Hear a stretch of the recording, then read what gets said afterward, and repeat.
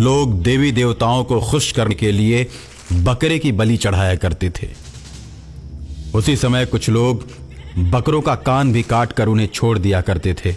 जिस बकरे के कान को काट कर छोड़ा जाता था वो देवी शक्ति से संपन्न मां काली का बकरा होता था, जिसे कोई भी डर की वजह से छूता नहीं था। और बकरा चाहे जहां कहीं भी हो, लोग उसे मारते नहीं थे, लेकिन कुछ बकरों की लोग बलि चढ़ा देते थे और उसके मांस को प्रसाद के रूप में खाते थे। बहुत से लोगों ने मिलकर एक बकरे की बलि चढ़ाई। अभी बकरे की आयु पूरी नहीं हुई थी। आयु से पहले मरने के चलते बकरा भूत बन गया और एक बड़े से बकरे में उसकी आत्मा प्रवेश कर गई। अब वो एक भूतिया बकरा बन गया।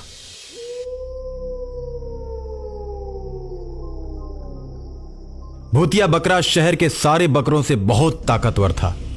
वह बस नाम का बकरा था, लेकिन शक्ति के मामले में शेर की तरह था। बकरों की बलि को चढ़ता देख वो दुखी था और उसने सोचा, मैं अपने भाइयों की रक्षा करूंगा। इंसान मेरे भाइयों पर बहुत ही जुल्म करते हैं। अब मैं जुल्म को बर्दाश्त नहीं करूंगा। बहुत हो चुका। मेरे बहुत से भाई मारे जा चुके हैं। मैं उनके ऊपर किए हुए अत्याचार का बदला लूंगा और उनके बलिदान को व्यर्थ नहीं जाने दूंगा। ऐसा मन में सोचकर जहां भी मांस बेचने वालों को देखता वहीं पर रुक जाता। मांस बेचने वालों को अकेला पाते ही वो बकरा उनको मौत के घाट उतार देता। बहुत से कसाईयों को वो बकरा शहर में भी मार चुका था। शहर में बकरे की चर्चा होने लगी कि बकरा शेर की तरह जिधर से भी गुजरता है। लोग डर की वजह से भागने लगते हैं। एक दिन वो बकरा एक मंदिर के पास गया। मंदिर के पास बैठकर आराम कर रहा था। वो गर्मी का समय था। बकरा पेड़ के नीचे बैठा हुआ था। तब तक 2-4 लोग एक बकरे को टीका लगाकर और माला पहनाकर मंदिर में बलि देने के लिए ले जा रहे थे। जब खूनी बकरे ने यह सब देखा तो क्रोध की वजह से उसकी आंखें लाल हो गईं और बलि देने वाले इंसानों को मारकर मौत के घाट उतार दिया। मेरे भाई, तुम भाग जाओ या फिर मेरे पीछे पीछे चलो। जब तक तुम मेरे साथ रहोगे तब तक कोई भी इंसान तुम्हें छू नहीं सकता। और इतना सुनकर बलि का बकरा खूनी बकरे के साथ हो जाता है। इस तरह बहुत से बलि के बकरों को वो खूनी बकरा बचाता है और बहुत से बलि देने वाले इंसानों को मार देता है।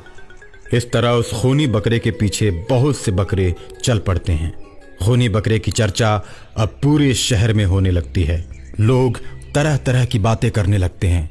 कोई कहता है कि जो भी अब बकरों को मारेगा, खूनी बकरा आकर उन्हें मारेगा।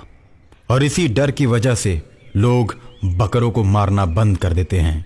और एक दिन खूनी बकरा उन सभी बकरों को लेकर पहाड़ों की तरफ जाता है।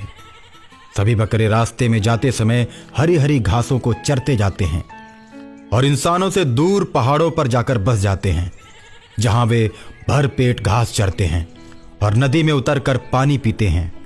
प्रकृति की गोद में सारे बकरे अपने आप को स्वतंत्र महसूस करने लगते हैं और इंसानों का डर उन्हें कभी नहीं सताता। सारे बकरे उस पहाड़ों की वादियों के बीच, उस हरियाली के बीच खुशी और आनंद से जीवन जीने लगते हैं और अंततः उस खूनी बकरे को अपना राजा घोषित कर देते हैं।